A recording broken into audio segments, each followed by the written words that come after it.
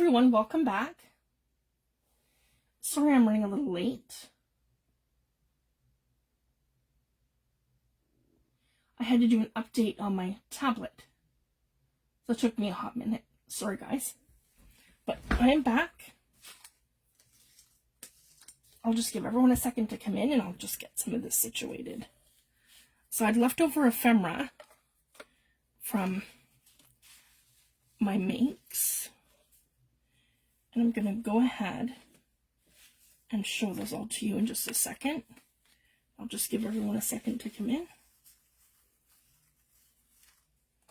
And I can just put these all aside, because we're going to be doing other little ephemera pieces and things as we go.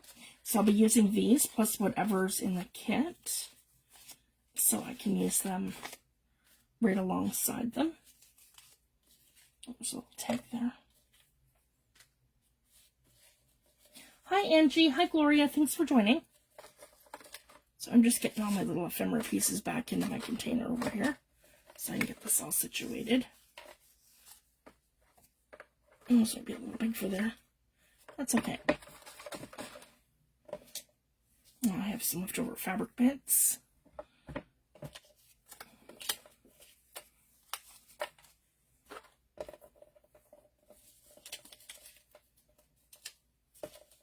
Alright, there we go. Sorry guys.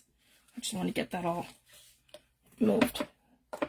I'll just do that so that I have room here for our ephemera pieces that we've done, and then I'll get that right out of our road. So basically, in our last video, I showed how to make these hidden paper clips. So if you take your book page or your piece of card, so this is one I did off camera, and I wanted to show you guys, I did this one bigger, so you don't have to do it the 1 inch that I showed you. This is a 2 inch, the size of what my actual cardstock pieces were originally. So they just will clip like that to your page, and you don't have to go all the way in if you don't want to either. You can have them, because they're very snug, you can have them sticking out like this. So when you go to your book, I'll show you guys. When you go to your book or your journal, you can just come right in. It'd be very snug, so it's not going anywhere. And you can put it along the side of your page, and then they stick out of your book like that. So that's one way to do it. You can attach these to a belly band, a pocket, just about anything. Okay, so this is one of the ones that I've done. So these are hidden paper clips. And I'll show you the difference between that and an altered paper clip. And we have this one here that we did. So that's this one. And this one here clips like that and goes along the top. Just like that. So I can go at the top of your book and stick out, or on a pocket, or just about anything. So it's our second one. And the paper clips are completely hidden. And then these ones we did to go, yeah, on our page like this. Sorry guys. Like that. So these would stick out of your book page. So we have these that I did with the envelopes from Artymaze's freebie, and then we decorated them and I did some lace at the bottom. So I think these ones were all done on camera except for that first one I showed. This one here has altered wallpaper for the tab. And that's another one that we did here. Okay. And then, so these are our hidden paper clips. And the difference between a hidden paper clip and an altered paper clip. So when you're making your paper clips, remember I showed you guys how to do the M and then it's hidden? Well, in this case, we would go like this with our piece of cardstock. And we cut it at the bottom. I'll just make one to show you guys. Super quick. We won't decorate it. I'll just show you the construction of it.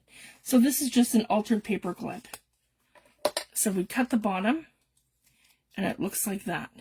So you're going to want to take the big side, and you're going to want like the longer side, because there's a short side and a longer side. So the longer side is what we want to reinforce. So we're going to glue this whole thing like that, all on one side. Make sure you glue the actual paper clip. Some people like to use hot glue for this, but I find PVA glue to be just fine because we just don't want this part of the paper clip moving or going anywhere. You could do a little stitch at the bottom here if you wanted to. I've seen people do that as well. And then we're just going to take our second piece like this and go right over like that. And then what you can do too, if you wanted to, you can slide this one up just a tiny little bit like that. I've seen people do this where it's just sitting a hairline like that above your paper clip. And if you do that, so you've glued one side down. So this is the side that you're going to decorate and alter. And this is the side that's going to clip into your pocket or your page in your journal like this. And then I've seen people go from this side and put like a little bulb pin on here and then do a dangle. So that's the other reason why that you can do it like that. So just like that. And you have an altered paper clip. One side's hidden. The longer side, the smaller side is exposed. We left a little nip at the top, like a little bit at the top so we can do a dangle. And then this side here that's flat, not this side. This is the side you clip. And this side here we would alter, and you could do like a little dangle sort of like this, a cluster, and then you have another hidden paper clip. So I'll decorate that later. I just wanted to show you the construction of that for anyone who's new and doesn't know how to do an altered paper clip. And this was the other one. Sorry, guys. This was the other one I did with the hidden paper clip. Oh, goes like that. That's our last one here. What we did with the fabrics and the ephemera pieces. Okay. There we go. Okay. And then off camera this week, I went ahead and I altered the last two envelopes. And these ones I did not put on a paper clip. These are going to go as either on a belly band or as a little hidden tuck. Or I could put them together in their little pockets for inside the journal. So these are the other two. And they are the altered envelopes from Artymaze. So I have those two. And then we had the pockets that were, the envelopes that were cardstock. So there's 4 of them. And this is what I've done. I've just loaded them with little ephemera pieces. So these are working pockets. So her clusters are in here, in each of them. So they all pull out. And then I just altered this part of the pocket. So they kind of look like they're exploding. So this one has this ephemera piece. And this one has one of her, her postcards tucked in. That's like a little extra kind of thing in there. Yeah, that can sit there. And then so I can use this same thing as a pocket going this way or a pocket going that way, or use it on a belly band somewhere in the journal. So I'm really excited about that. And then I did these ones here too. So this one has this one here on the back with the postcard, and then this one here in here. And I altered it to all kind of match. Same with this one. Postal. And the ephemera pieces just tucked in. And I decorated that. And then the 4th one here, I did this one here. And that's all one piece. And I did that in a cluster like this. So again, we have them as cute little ephemera pieces. And I have this one here too that I did. And this one turned out really cute. So this is actually an altered tag. So you open this and it flips down. So you can use that for journaling space. I have one of her little letters here that went into like probably part of a postcard. It was part of the ephemera pieces that she had. So I just tucked it in here so it kind of stuck out a little bit just to give it a little something. And then that tucks back up at the top like this, like that. So it's a cute little tuck spot. So I can use this in a pocket. I didn't make it an altered paper clip. I'm probably going to tuck it into a pocket somewhere. And then I have a cute little embellishment here, which is a, if you guys can see that, sorry, I'll bring it closer. That's a little ladybug. So super cute, and I just put some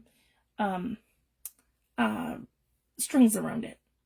And then I have the mushrooms from the kit, which is on muslin fabric. And then the whole thing opens up to a little tuck spot where you can do some writing, or you can tuck something in there like I did with this one. That's just free floating. Yeah, from the kit. Okay. And then we just did an altered paper clips to show you the difference. Put my glue back. Wrong with that. So now I want to gut my journal. So I'm going to go ahead and put this one aside. So that's what I did off camera, and then that was the results from last week. And then I'm going to open this up. So the best thing to do, if you're going to do an altered journal, you're going to want a new book, because in an altered journal, we pull the pages out. So every couple of pages, you pull some out, and then every couple of pages, you glue some together. And that's an easier method with a glued spine, or with a newer binding method. Whereas our old books, they're all kind of just stitched in here, and they're easier to take apart. So I just remove the entire signature when I'm doing the old books. So I am using a sharp X-Acto knife. And I want to mention too, so this is a Fisker's knife. I prefer using this because it's more controlled when I'm doing, when I'm cutting into my spines. And I use this one here, which is an actual razor blade.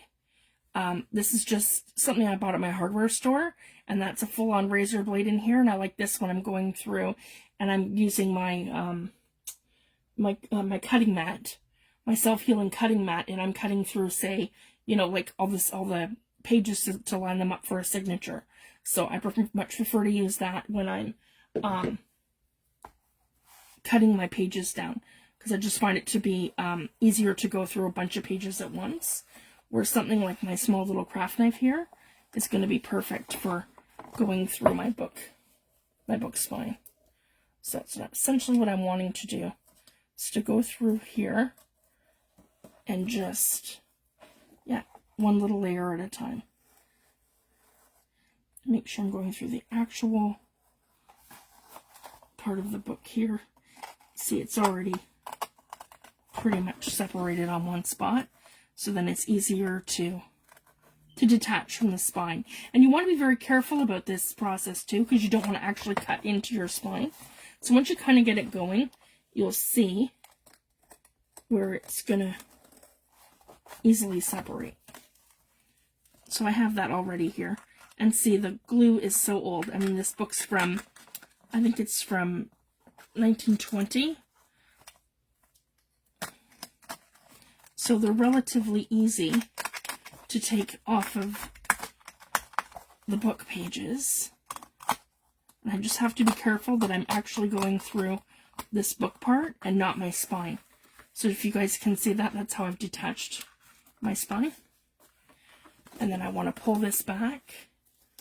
And again, it's very thin over here. And I just want to make sure that I'm cutting through.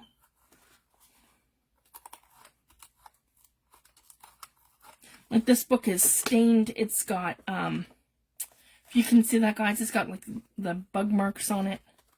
It's very old, and it's, yeah, like I rescue books from the, that are pretty much going to be tossed. And I just give them a beautiful new purpose.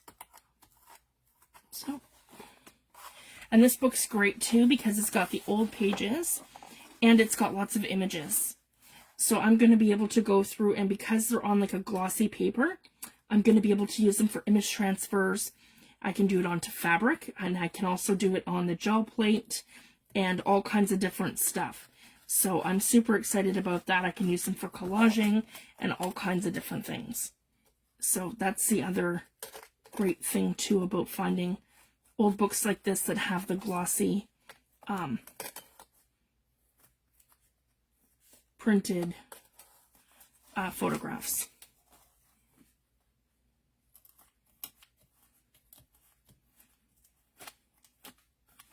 Here we go. I'm just detaching this from my spine.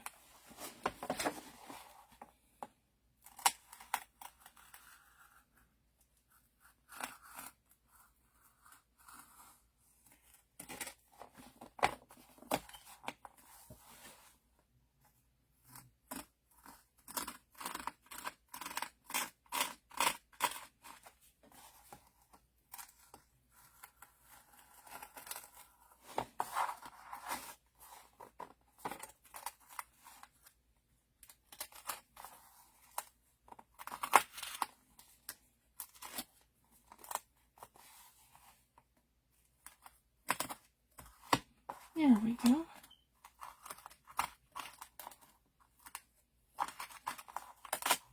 And I just start to do it slowly, so I'm not cutting into my spine. And that's a good thing too, like I said, about the old books. They come apart a lot easier than the newer ones. Okay, and there we have it. And then for this, I would just, see I've got a bit of the glue, the old binding, it's all coming apart. So again, I can just come here and start tearing out pages and signatures. That's kind of what I do. Just figure out where the first signature is.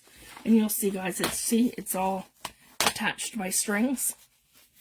So for the most part, you can detach your pages in 2 pieces. And it's got beautiful images, and they're all glossy. And then, again, some of them are like this where they're drawn. And it's all that old inking process. So it's going to be a lot of fun for image transfers and different things. So I've got June 1934, but let's find out what printing it is. Yeah, the 4th edition, 1942. So that's great. And it's super old. So again, we just put these aside, and I can use them in my artwork and different things. Okay, then I like to come in and clean this all up. So, let's see here, because we don't want any of that in our, yeah. Okay, let me see here. Anything that's going to be like bulky and stick up like that. Same with here, it interferes with our spine. So essentially, we just want to carefully remove these pieces here. Probably should go away from me, not toward me.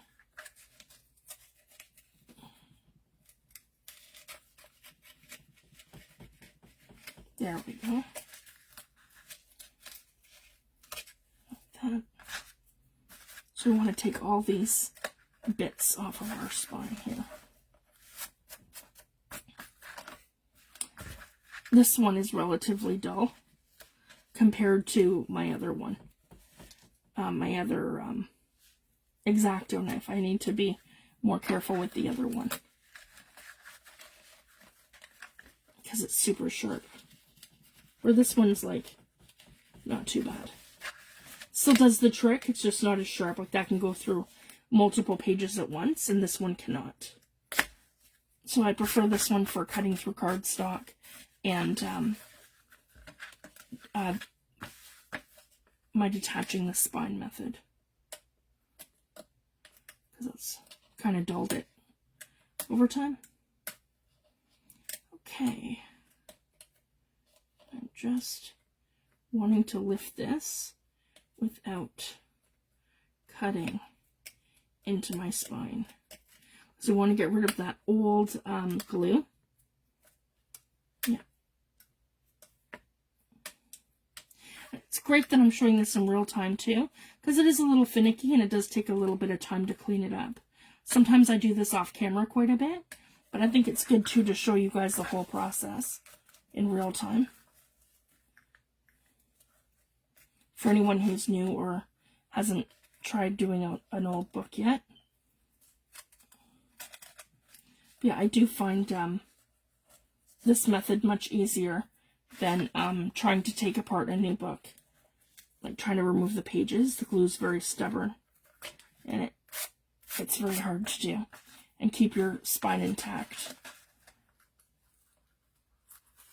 Okay, I just want to get rid of that. Everything else is pretty much going to sit flat.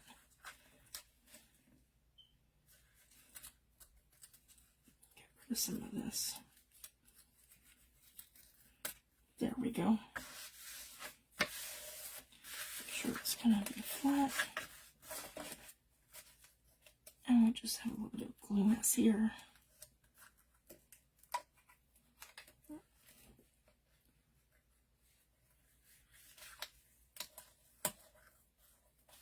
I haven't gone gone through that yet.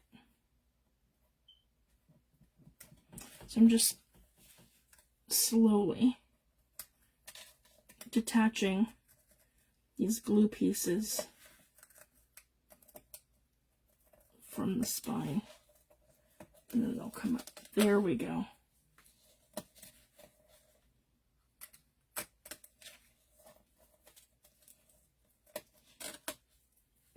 Because if we don't, that'll affect our fold lines at the crease of the actual book.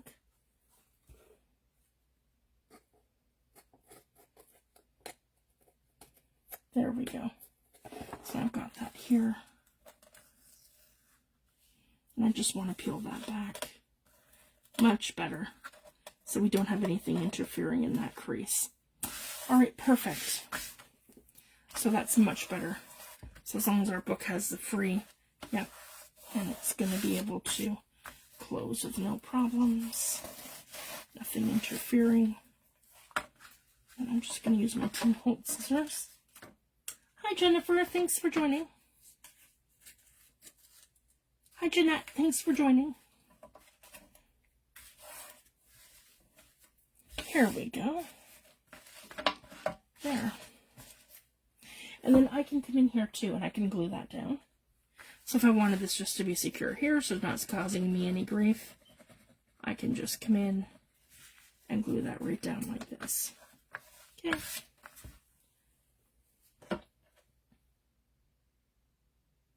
And even if your book has a little bit of damage like mine has, you can see the claw marks here. I have a 2-year-old kitten who's teething on everything. And he's managed to come in my room and scratch up some books that were sitting on my shelf. And that's okay. He didn't do any serious damage. We can reinforce all of this.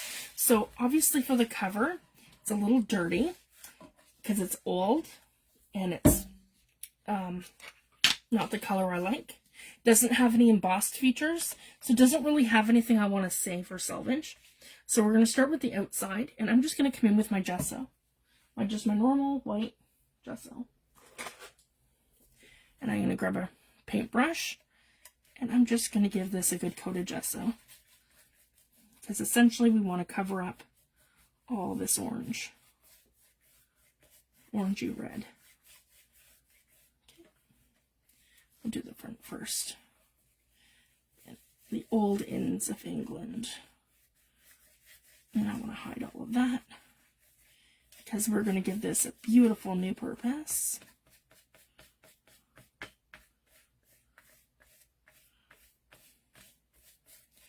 So tonight we're going to prep our book.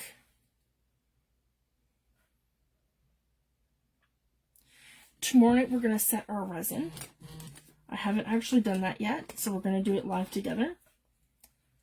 So I'm going to choose some molds and we're going to set some resin. And then we're just going to keep working on our book. One page and layer at a time. It's going to be botanicals and mushrooms and moths and like a nature journal. So it's going to be a lot of fun. So I'm just getting our gesso on here now. 2 layers is probably going to do it. This book is like a fabric, and it is just sucking up the gesso, so that's good. And it'll protect our surface. And then I'm not going to have the book showing through when I add fabric to the top, because some of it's going to have fabric and some of it's going to have mixed media. So this is going to be a lot of fun. Okay. So I'm going to create resin pieces for it. So I have molds from Stamperia and I have molds from Prima, and I'm going to cast my molds. We'll do that tomorrow night. We're going to learn together because I've never done it before. But I have a resin mixing kit, And I have the molds. And we're going to put them to set on the countertop. And then we can do that and then come and work on our journals. And mine are not the kind that, the resin's not the kind that goes instantly in a couple of hours. It's going to take 3 days for it to set. So ideally, if we do it on Friday, they should be ready for Monday, and then I'll be able to use them on Wednesday. Because the only part that I'm probably, actually I'll just do everything with you guys, because I'll have to, and my gesso dries pretty quickly anyway. I'll have to gesso them once they're done. Yep, I've never done it before. And then I have UV resin too, that I've had in here for a year that I haven't done anything with. So there's all kinds of different things that I want to try over the next little while. And we'll do them together. So I have both. I have the casting resin and UV resin. So if anyone wants to learn how to do that or learn some techniques, we'll learn as we go. Because I've never done it, so I'm not an expert or anything. Not with that. Okay.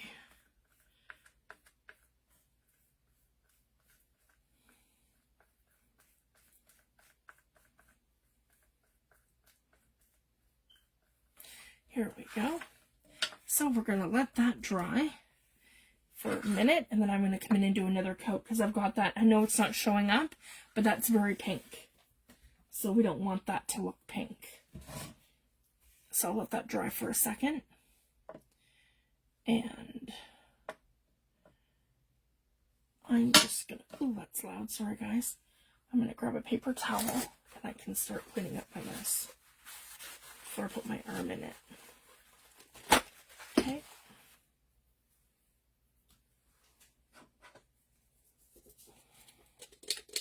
Okay, that's not water, that's vinegar.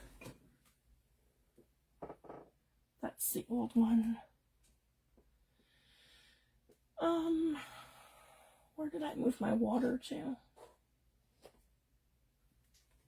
Yeah, it's behind my, there we go. Behind my tablet. I couldn't see it.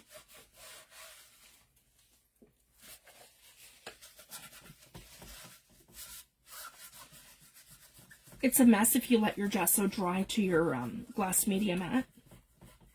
But if you pull it off while it's wet, it's perfectly fine. And yeah, we're going to use all kinds of stuff. I have Tim Holtz fabrics. I have, that I want to use. I have 49 in Market. I want to do some collaging. Then I have the molds. So I'm thinking to do like a piece of Tim Holtz fabric here. Have 2 borders on each side with like a ribbon and a lace. And then from there do the mixed media, maybe even crackle. I think crackle might be fun to do from crackle from here to here and then here to here. And then leave the back sort of blank with a book plate. And then the front I want to do with the moths here. So, kind of what I'm thinking.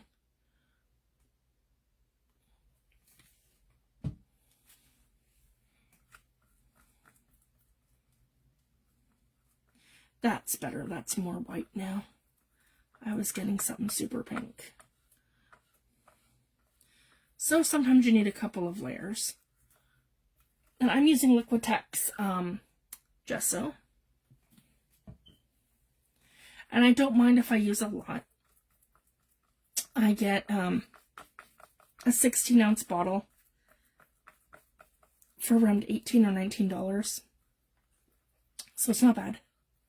And it lasts me for years. And I don't always do this to every book either. Just the ones that need reinforcing or that I want to do mixed media on. Yep. So Jennifer, I'm usually live on Wednesdays and Friday nights. I'm just live Thursday because this Wednesday I didn't end up doing my live. I had stuff with my kids' school all week, and they had a home day the one day because of weather. So it's just been kind of like an off-the-wall week.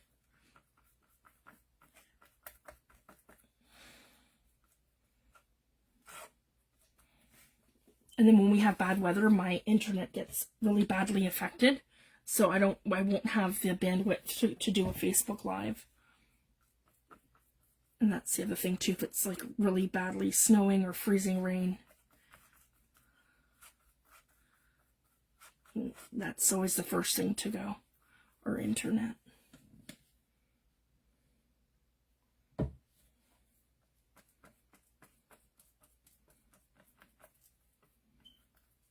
We're still this week having snowy weather. But today was beautiful. It was like 8 degrees outside. It'll be like that one day and then -2 the next day, and it's kind of all over the place. There, I'm really happy with this. And we're a little less pink now.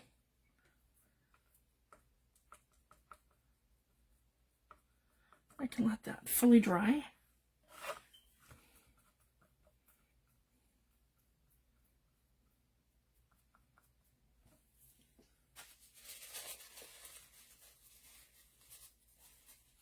Yeah, I have to be careful with making my own products because I live in Nova Scotia.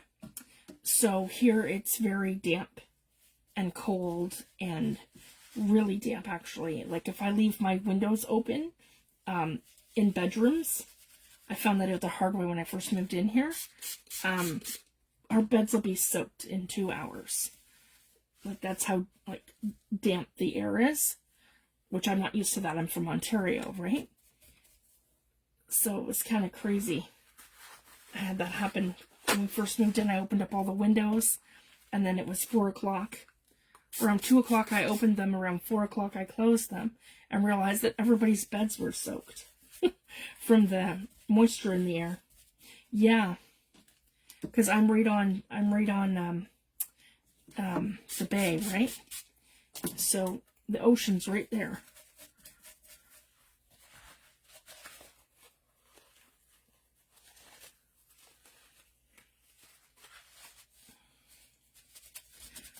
So we have high humidity here all the time, but it's also very cold and very damp. Even our hot weather in the summer, it only gets to be about, normally about 23, 24 degrees. And we have had hotter snaps where we've had 26, 27, but that's the hottest it's been here. Like we're used to Ontario, where in May it's like 34 degrees. That's Celsius, so that's like, 85 degrees, right?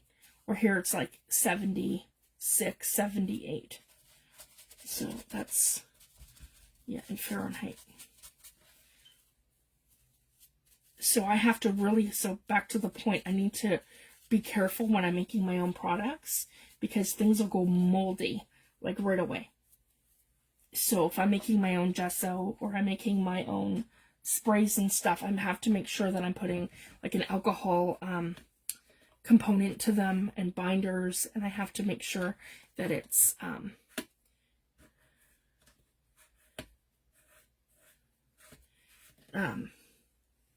stuff that'll be able to sit. With the humidity and the cold and damp here, everything goes like super moldy fast. So I never have that problem of my products drying out. Like I've never had to actually refresh any of my Tim Holtz products or any of that because it's cool and it's damp here. So there is that. But yeah, I just got to be careful. Like I've never really been able to successfully make products from scratch. Anything that lacks a binder will instantly go moldy.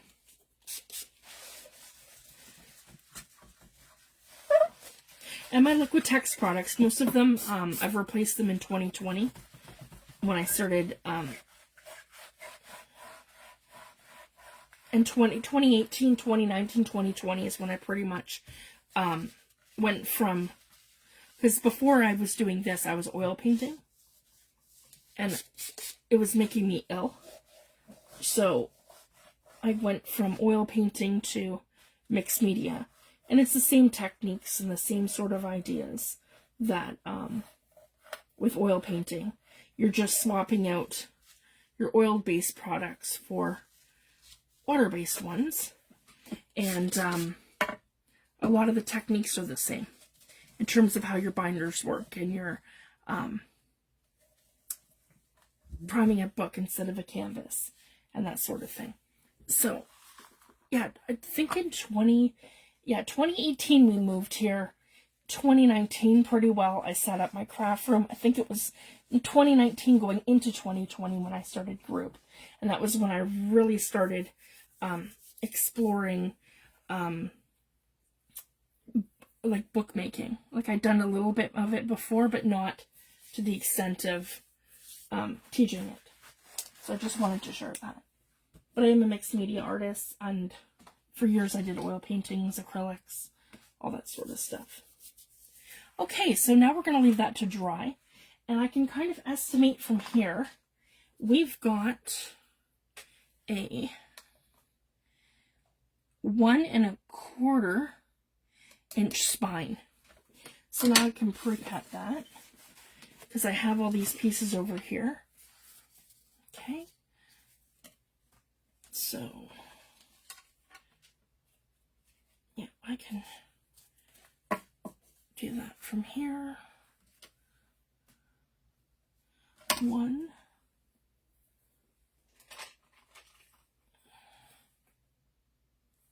1/4.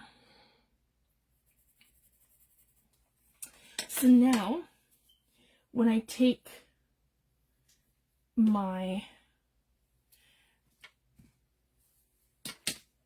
spines, I have 3 of them. So that's a very thin spine. I'm going to want to really reinforce this. So that's probably a good thickness. So this is where I'm going to take 3, put them together, move over to my cutting mat beside me right here. And then I'm going to use this one here. And I'm going to cut along that in one shot with a ruler. So I'm going to do that. I just find it better than using a paper trimmer, so I don't get edges that are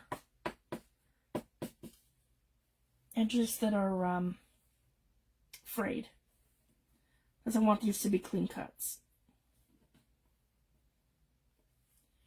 And I'm just coming in with my Tim Holtz ruler, squaring and lining the whole thing up, and then I can come in, put pressure on my ruler, and cut. And I do it in layers. So that's now gone through 2 pieces of, all 3 pieces of cardstock. Perfect. Usually I pass twice over it. It's perfect. So now I have this, which is 1 1/4, and that should be perfect. Yeah, on either side. So it's 1 1/4. That's what I do, guys. I just measure it and then do 1/8 of an inch from each side. So just again, 1/8 of an inch from each side. It's about 1 1/4. Yeah, and that's perfect. And see, it just gives me a cleaner edge. And then I'm going to take this and I'm going to glue all 3 together.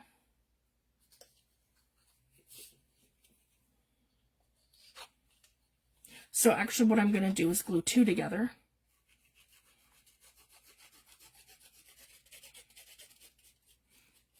Okay. And this will be a hidden spine. For the spine, I'm going to do some Tim Holtz fabric. And probably an eyelet. Or not an eyelet, sorry, a brad, one of those hinges that you can put dangles on. There we go. So I have 2 glued together like this. Perfectly even. Okay. Just going to reinforce that. And I've got a little spot here that's not even on one side. And that was towards the end. Okay. So while this is drying, I'm going to flip that around. And I want the length of my book. So I'm just going to go like this and like that in an eyeball. And I'm going to make a cut there.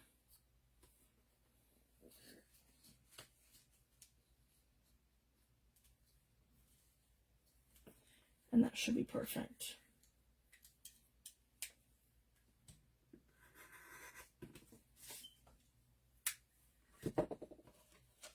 And again, using my X-Acto knife, we're off just by 1/4 of an inch.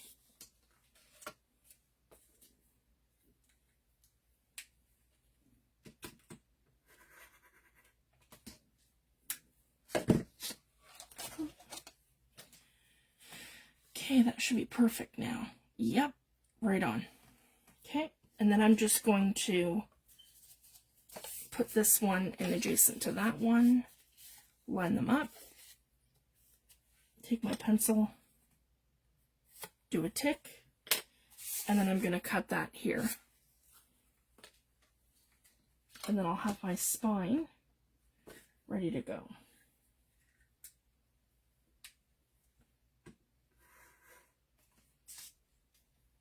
There we are. So then I have 2 pieces. Sorry guys, I got water there. I've got 2 pieces that are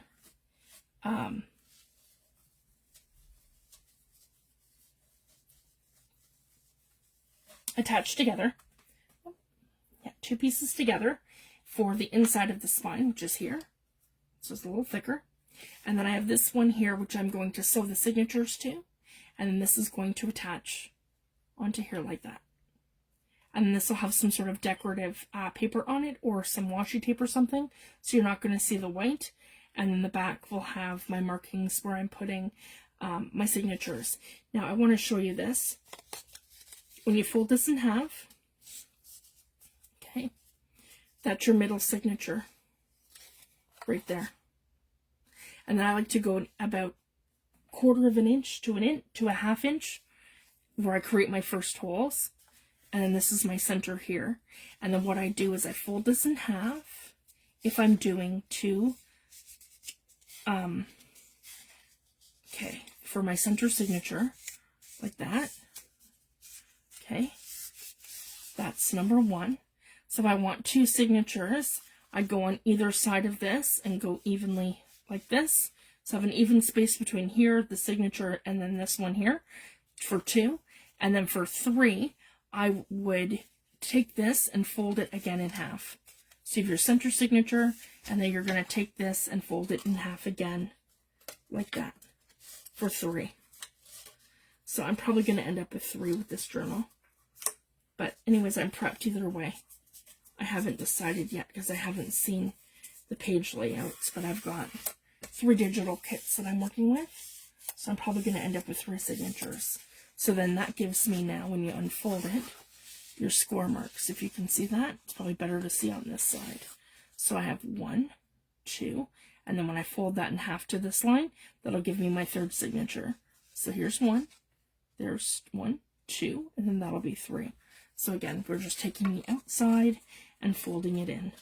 So really, you don't need fancy tools to fold it all, to do the holes. You can just use your Tim Holtz ruler or any quilting ruler that has a grid on it, and you can use a template like this, and that's all I do every time, is just figure out how many I want. And then again, so you've spot number 1, 2, and 3. So you'd have your 3 signatures, so my middle is going to be 1, 2, and 3. And by that method, it doesn't matter how big your spine is every time. You're going to get them perfectly even, perfect every time. So then I want to do exactly this up here and exactly this down here. So again, using my Tim Holtz ruler, I would just measure like this, guys, and see it's all broken into grids. So I can just follow my line and say, okay, my next dot is going to be, yeah, right about, see, I like to leave that about like 1/4 of an inch from the bottom. So my mark's going to be here on that line. Just got to make sure it's on your line where you folded it. And same thing with here. Line it up and right on your fold line. Yeah, right there. And then over here, right on your fold line. And you want to make sure everything's nice and even and you're on your lines. And then the same thing here. We're going to go 1/4 inch in. So I just want to reinforce that so you guys can see. There we go. See the marks, 1, 2, and 3. And we're just going to go 1, 2, and 3. And that's where you're going to put your holes. And I would wait till I have a piece of washi tape or my reinforced, you can put fabric on here. It's just about anything so you don't see it. And then you punch it from this side so that your holes and your stuff's on the back. You glue this side, and then, well, you take this side, so you punch your holes, and this is your guideline on the back, so you don't see this. You're going to sew your signatures in this way after you've decorated this, and then you're going to glue this to your spine, which is here already in your book. So then you line these two up with a piece of like fabric or fabric tape in between here and here, and then that's how you do a hidden spine. And it's easier too, because then if these aren't perfect, you're not going to see them on the back of the book. And again, if you do that and you don't line something up, you can always cover it up with more fabric after. Because I've had that happen where I've had washi tape that I can hardly see where my holes were, and my spine was a mess. So I just covered up the spine with a piece of fabric. So it's a little hack that you can do. So if you do the stitch spine and you mess up your holes, you can just cover it with fabric. So I just wanted to share that. It's a little hack. Okay, so that is how I would sew in a signature. So we're not going to do that yet. I want to wait till my journals actually dry and start getting some of my layers on. I'm going to sew in the signatures though for sure before we actually put resin pieces on this. So I'm going to leave that to dry. And we do have, and see, I'm going to really reinforce that because I think I've tore through my spine a little bit. And that's no big deal because I'm going to cover the whole thing in fabric. And the inside is going to be all reinforced as well. So it's no big deal. I'll show you how to get around that. Okay, I'm going to check my time. Okay, I've got 11:40. This is probably a shorter video because I was running late. But I think we've kind of gone as far as we can go tonight. And if anyone has any questions, drop them in the comments section and I can answer them for anyone who's new and never done a journal. Or if you have suggestions for doing resin, because I've never done that before. So we're going to learn it together.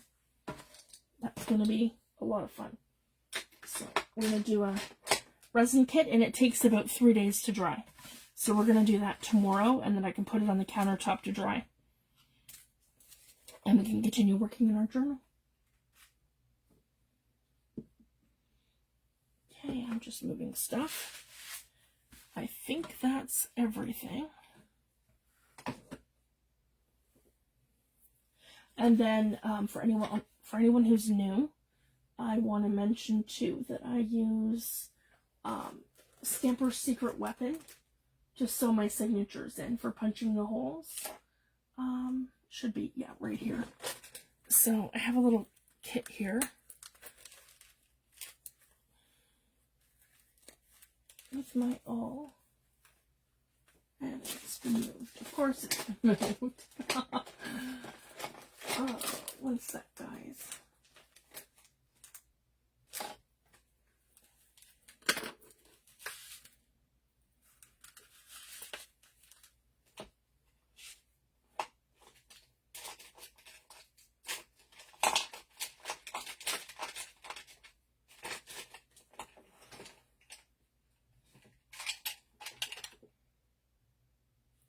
I probably put it in with my my tools and things over here.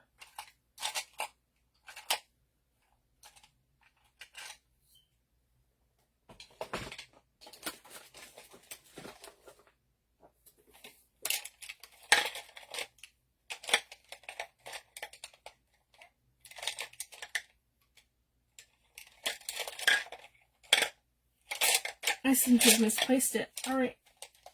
I'll have it tomorrow anyways. Because, yeah, we'll get that done tomorrow. But anyway, here's another one. This is another little kit thing that I have here.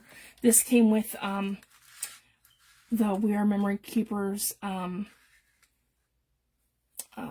little toolkit here for sewing in the signatures. So I have this one here too. But I prefer the Stamper's Secret Weapon because it's all rubberized and it has a grip. So I'm less likely to not slip with it, where this one's just plastic. So I like that one better, if that makes sense. Okay, I'm going to leave it at that, and I'll have to locate my tools. Okay, thank you guys so much. You guys have a great night, and I will see you back tomorrow. I'll be live at 10 p.m. Atlantic time, the same time, hopefully. So I will post in group, as long as nothing comes up and everything's good to go. But I should be fine. All right, thank you guys. Have a great night, and I'll see you back tomorrow. Thanks, everyone. Bye.